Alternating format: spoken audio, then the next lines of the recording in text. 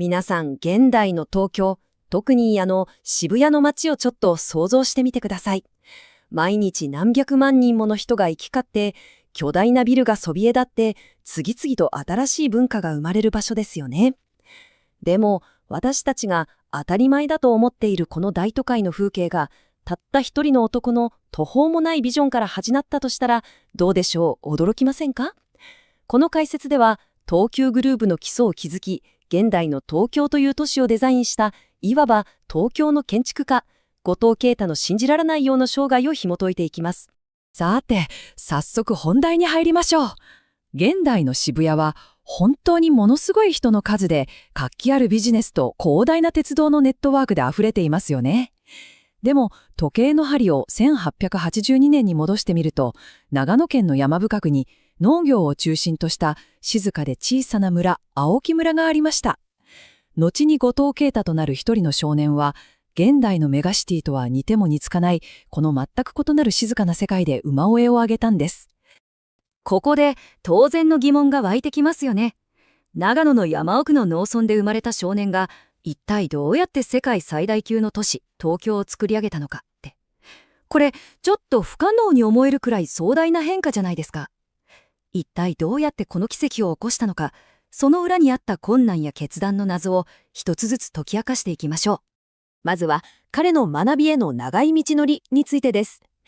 実は彼、決して裕福な家庭に生まれたわけではありませんでしたが、誰にも負けない強い工学心を持っていました。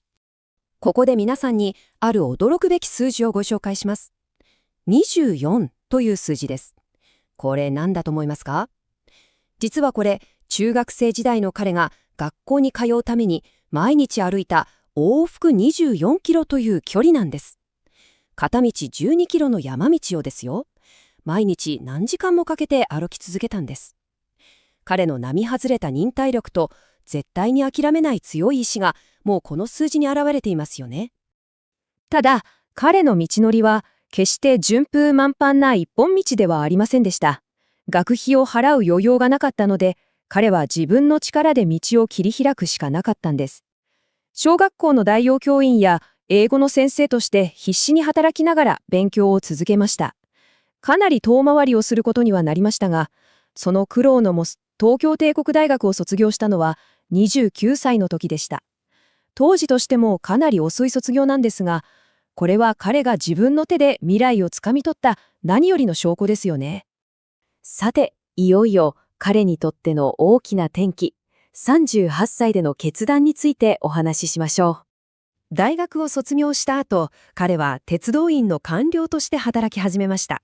そこで日本全国の交通の仕組みを俯瞰する視点を手に入れたんです。そして気づいたんですね。鉄道はただ人を運ぶだけの道具じゃない。どこに線路を敷くかがその土地の未来の価値を決めて都市の発展そのものを左右するんだと。ここで本当に興味深いのが38という年齢です。現代でも38歳での大きなキャリアチェンジって相当な勇気がいりますよね。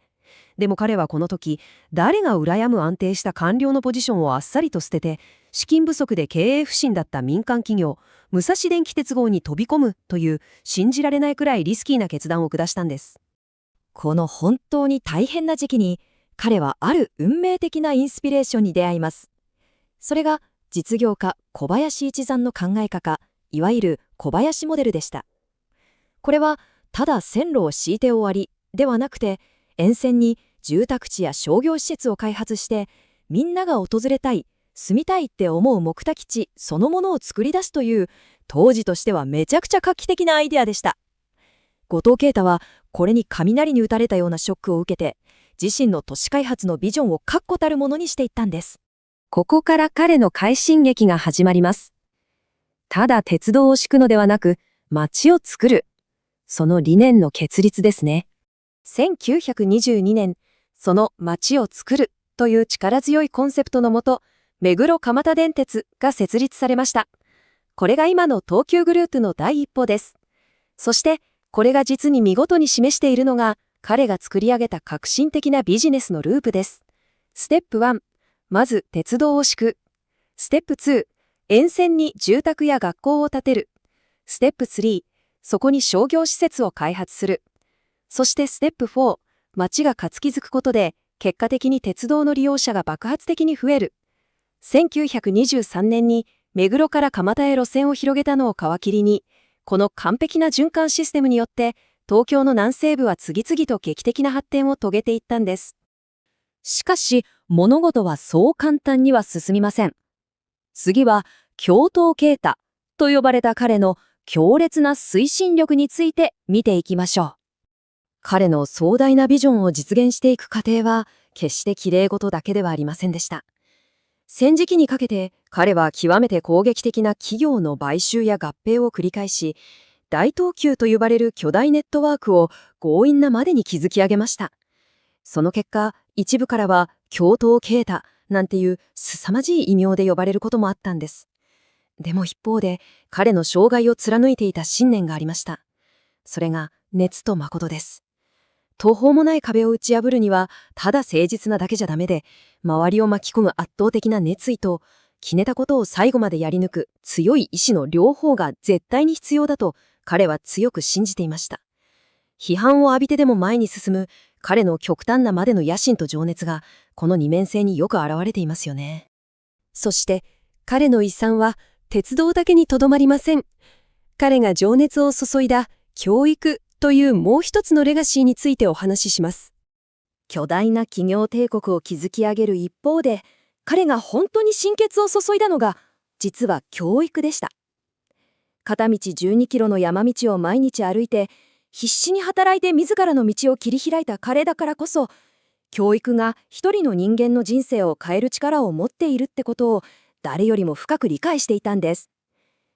彼のこれまでの波乱万丈な歩みを振り返ってみると、働きながら29歳で大学を卒業して、38歳で官僚を辞め、そして会社を立ち上げた。そんな非直線的な道のりの集大成として、1955年、彼は後藤育英会という学校法人を設立し、初代理事長に就任しました。事業で得た力を沿線の若い世代で還元する。これが彼がたどり着いた本当に素晴らしいゴールだったんです。さて、彼の物語の終着点は、実は始まりの場所でもありました。故郷、青木村とのつながりです。東京という世界有数の巨大な都市帝国を築き上げても、彼は自分の原点であるあの静かな青木村との結びつきを忘れることはありませんでした。遠くへ行くことは決して故郷を捨てることではない。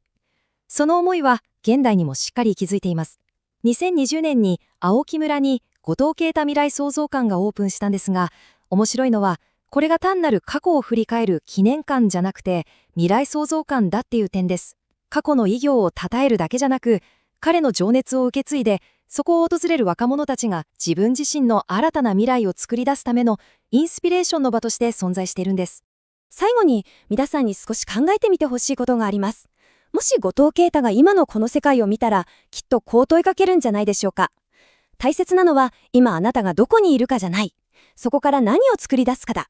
さあ、あなたは何を作るのか、と。彼の物語は私たちがどこで生まれたか、どんな環境にいるかが人生の限界を決めるわけじゃないってことを強く教えてくれます。毎日24キロ歩いた山奥の少年が東京の形を変えたように、皆さんは自分自身のビジョンでこれからどんな未来をデザインしますか？さて、今回の解説はここまでです。最後までお付き合いいただき本当にありがとうございました。